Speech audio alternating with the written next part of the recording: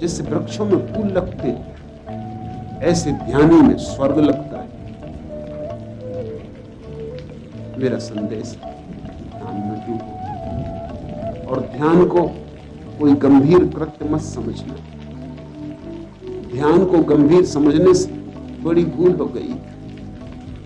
ध्यान को हल्का फुल्का समझो, खेल खेल में लो, हंसीबा खेलीबा करीबा ध्यानम।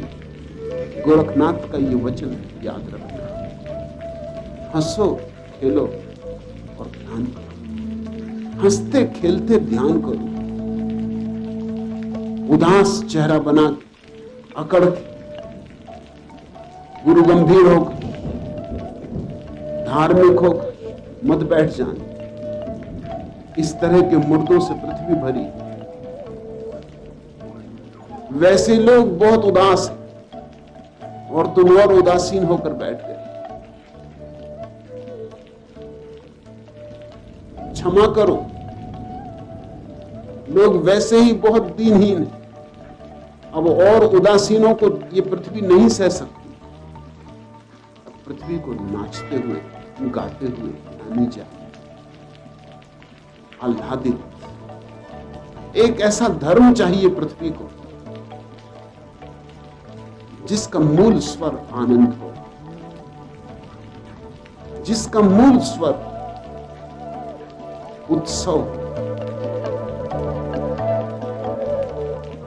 श्री रजनीश आश्रम पूना में प्रतिदिन अपने प्रवचनों में ओशो ने मानव चेतना के विकास के हर पहलू को उजागर किया। बुद्ध, महावीर, कृष्ण, शिव, शांडिल्य, नारद, जीसस के साथ ही साथ भारतीय अध्यात्म आकाश के अनेक नक्षत्रों, आदि शंकराचार्य, गोरख, कबीर, नानक, मलुकदास, रैदास, दरियादास, मीरा आदि पर उनके हजारों प्रवचन उपलब्ध हैं।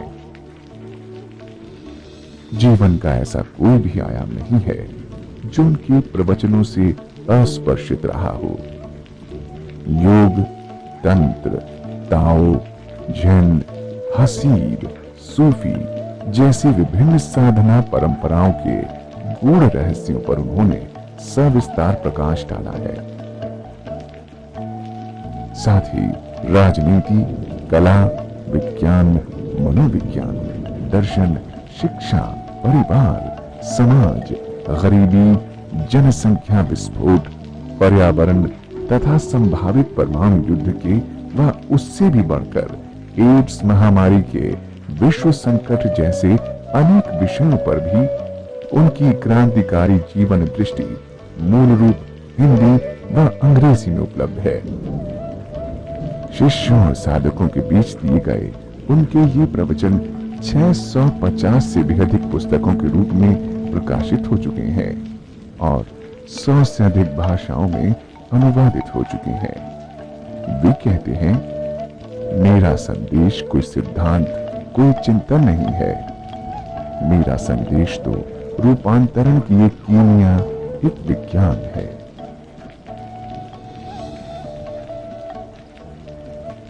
ध्यान का अर्थ होता है न विचार, न वासना, न स्मृति, न कल्पना। ध्यान का अर्थ होता है भीतर सिर्फ होना मात्र। ध्यान है मृत्यु, मन की मृत्यु, मैं की मृत्यु, विचार का अंत। शुद्ध चैतन्य रह जाए, दर्पण जैसा खाली, कोई प्रतिबिंब ना बने। तो एक तो यात्रा है ध्यान की, और फिर ध्यान से ही ज्ञान का जन्म होता है। जो ज्ञान ध्यान के बिना तुम इकट्ठा करते हो वह ज्ञान नहीं है, ज्ञान का धोखा है, मिथ्या ज्ञान। शास्त्रों से, सिद्धांतों से, दूसरों से, अन्यों से तुम जो इकट्ठा कर लेते हो वह ज्ञान नहीं। ज्ञान तो ध्यान में जन्मता है। ध्यान है शुद्ध बोध। उस बोध में तुम्हें दिखाई पड़ना शुरू होता है जीवन का अर्थ, जीवन का रहस्य। ध्यान तो है कुंजी, खोल देती है अनंत के द्वार।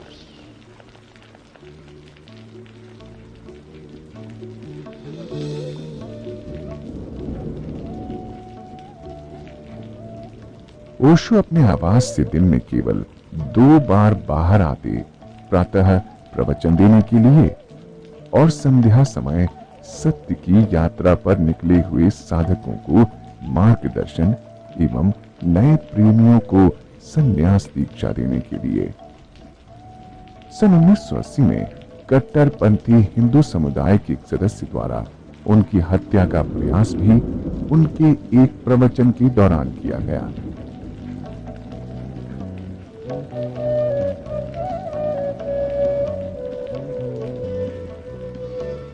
अचानक शारीरिक तल पर अस्वस्थ हो जाने से 1981 में उन्हें अमेरिका ले जाया गया।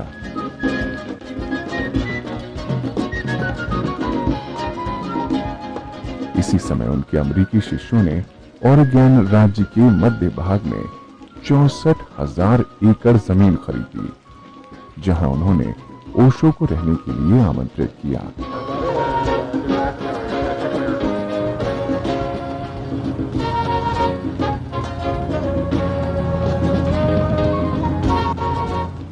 धीरे धीरे ये अर्ध रेगिस्तानी जगह एक फूलते फलते कम्यून में परिवर्तित होती चली गई।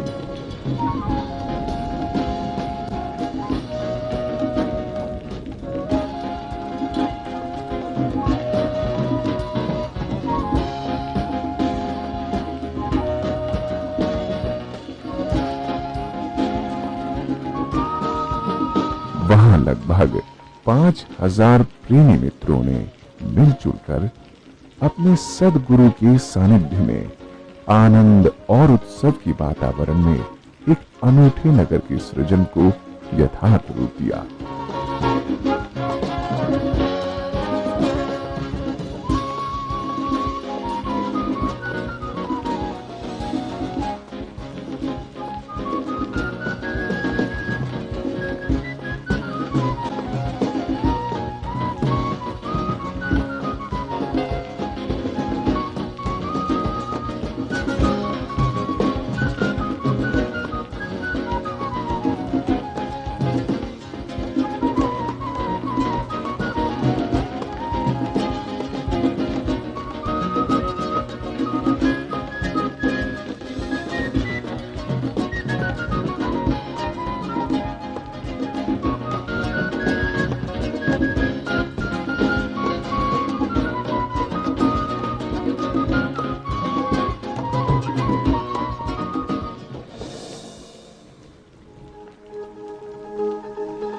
शीघ्र ही ये नगर रजनीशपुरम नाम से संयुक्त राज्य अमेरिका का एक इनकॉर्पोरेटेड शहर बन गया। किंतु कट्टरपंथी ईसाई धर्माधीशों के दबाव में व राजनीतिज्ञों के निहित स्वार्थवश प्रारंभ से ही कम्यून के इस प्रयोग को नष्ट करने के लिए अमेरिका की संघीय, राज्य और स्थानीय सरकारें हर संभव प्रयास कर रही थीं।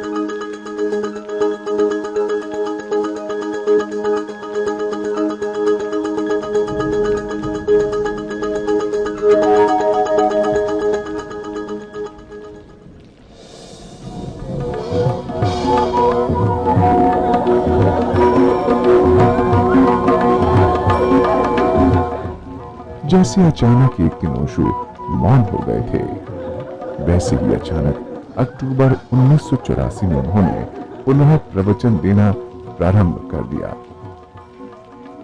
जीवन सत्यों के इतने स्पष्टवादी व मुखर विवेचनों से निहित स्वार्थों की जड़ें और भी चरमराने लगी। मैं तुमसे कहना चाहता हूं, सत्य ही धर्म है, लेकिन सत्य शास्त्रों में नहीं है और न धर्म शास्त्रों में। सत्य होता है ध्यानस्थ, समाधिस्थ व्यक्ति की चेतना में, और जिसने समाधि को पा लिया उसी ने धर्म को पाया। मगर यह हमेशा बगावत, हमेशा विद्रोह, यह हमेशा सड़ी गली लाशों के बीच में जीवंत का अवतरण, ये अंधेरी रात में, अमावस की रात में अचानक सूरज का उगना।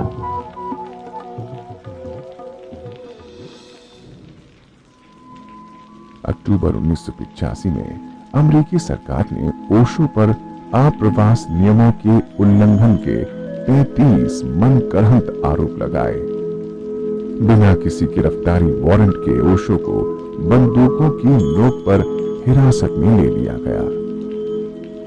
12 दिनों तक उनकी जमानत स्वीकार नहीं की गई और उनके हाथ पैर में हथकड़ी व बेड़ियां डालकर उन्हें एक जेल से दूसरी जेल में घुमाते हुए पोर्टलैंड ऑरेगन ले जाया गया। इस प्रकार जो यात्रा कुल 5 घंटे की थी वो 8 दिन में पूरी की गई। जेल में उनके शरीर के साथ बहुत दुर्व्यवहार किया गया और यही संघीय सरकार के अधिकारियों ने उन्हें थेलियम नामक धीमे असर वाला जहर दिया। 14 नवंबर 1985 को अमेरिका छोड़कर ओशो भारत लौट आए। यहाँ की तत्कालीन सरकार ने भी अमेरिका के प्रभाव में उन्हें समूचे विश्व से अलग थलग कर देने का पूरा प्रयास किया। तब ओशो नेपाल चले गए। नेपाल में भी उन्हें अधिक समय तक रुकने की अनुमति नहीं दी गई। फरवरी 1986 में ओशो विश्व भ्रमण के लिए निकले, जिसकी शुरुआत उन्होंने ग्रीस से की। लेकिन अमेरिका के दबाव के अंतर्गत 21 देशों ने या तो उन्हें देश से निष्कासित किया या फिर देश में प्रवेश की अनुमति ही नहीं दी। इन तथाकथित स्वतंत्र व लोकतांत्रिक देशों में Greece, Italy, Switzerland, Sweden, Great Britain, पश्चिम जर्मनी, हॉलैंड, कनाडा, जमाइका और स्पेन प्रमुख थे। ओशो जुलाई 1986 में बंबई और जनवरी 1987 में पुणे के अपने आश्रम में लौट आए। यहाँ वे पुनः अपनी क्रांतिकारी शैली में अपने प्रवचनों से पंडितों, पुरोहितों और राजनेताओं के पाखंडों व मानवता के प्रति उनके षड्यंत्रों का पर्दाफाश करने लगे। इसी बीच भारत सहित सारी दुनिया की बुद्धिजीवी वर्ग व समाचार माध्यमों ने ओशो के प्रति गैर पक्षपातपूर्ण व विधायक चिंतन का रुख अपनाया। छोटे बड़े सभी प्रकार के समाचार पत्रों व पत्रिकाओं में अक्सर उनके अमृत वचन अथवा उनके संबंध में लेख व समाचार प्रकाशित होने लगे।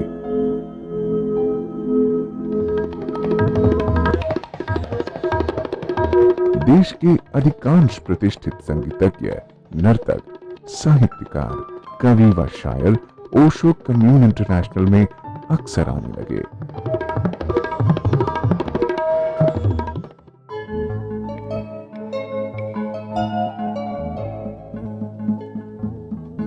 छब्बीस दिसंबर 1988 को ओशो ने अपने नाम के आगे से भगवान संबोधन हटा दिया। 27 फरवरी 1989 को ओशो कम्यून इंटरनेशनल के बुद्ध सभागार में सांदे प्रवचन के समय उनके 10,000 शिष्यों व प्रेमियों ने एक मत से अपने प्यारे सतगुरु को ओशो नाम से पुकारने का निर्णय लिया।